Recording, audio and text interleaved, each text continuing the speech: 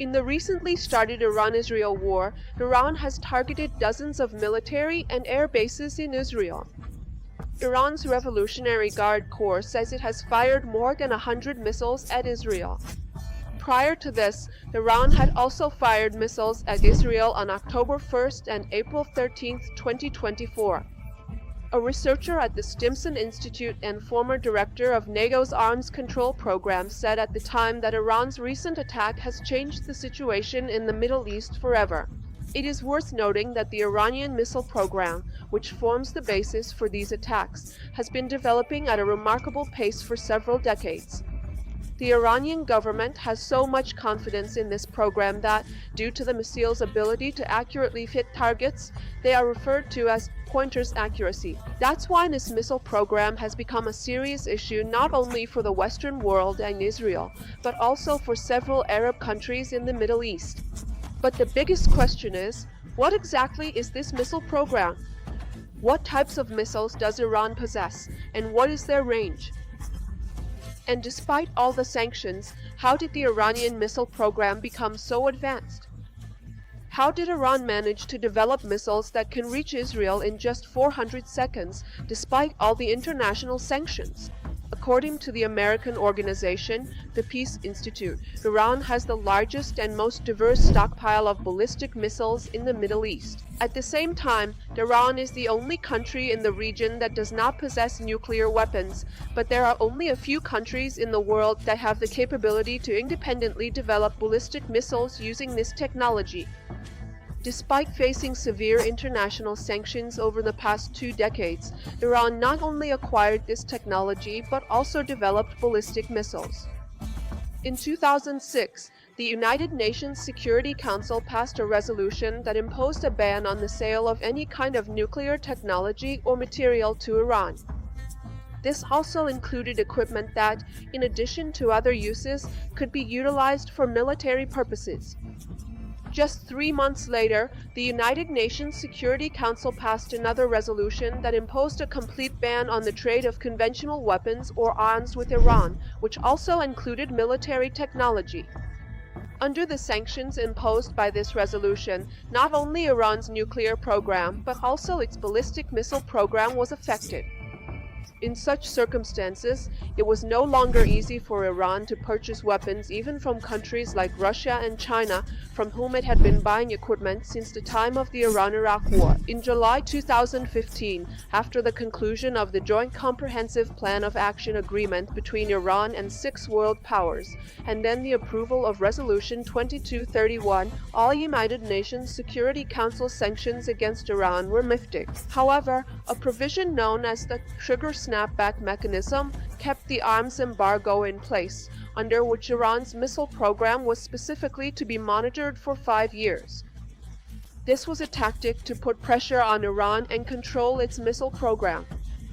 But Iran expanded its missile program to such an extent that in March 2016, the United States, the United Kingdom, France, and Germany wrote a joint letter to the United Nations Secretary General, accusing Iran of conducting missile tests and stating that it had violated Security Council Resolution 2231 after the JCPOA agreement.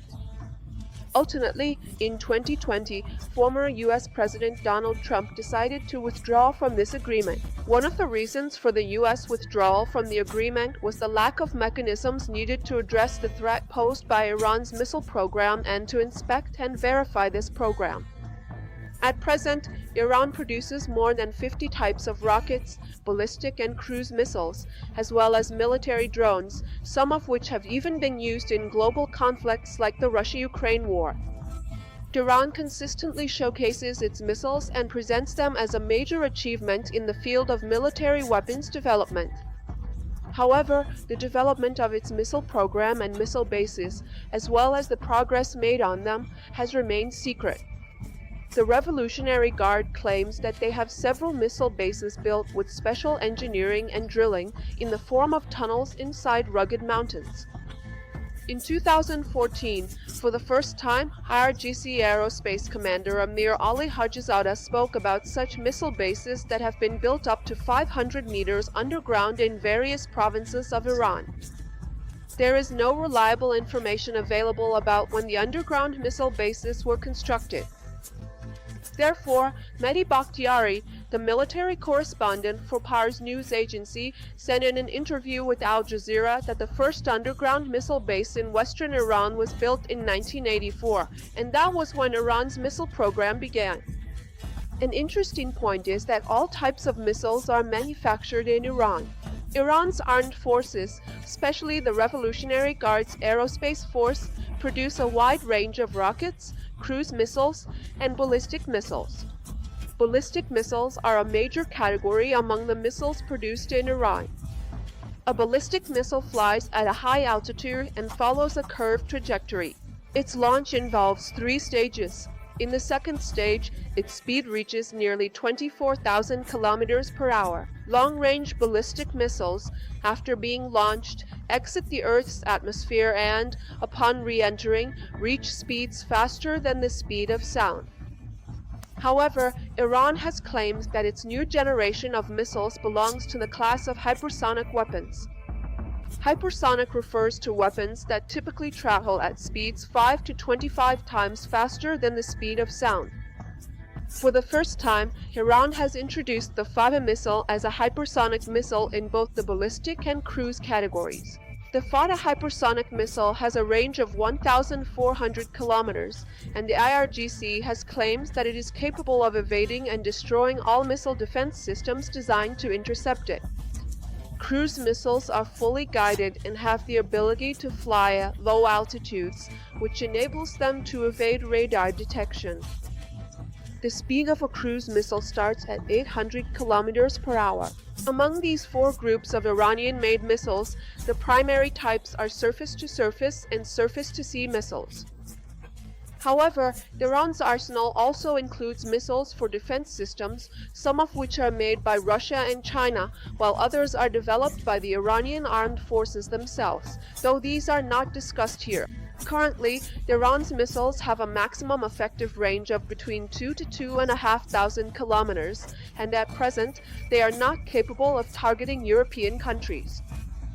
Iran's armed forces have claimed that this is in accordance with the directive of Supreme Leader Ali Khamenei, who stated that for now, the range of Iranian missiles should not exceed 2,000 kilometers. After this directive, the development of long-range missiles was halted. According to Ayatollah Khamenei, there is a reason for this decision, but he did not disclose what that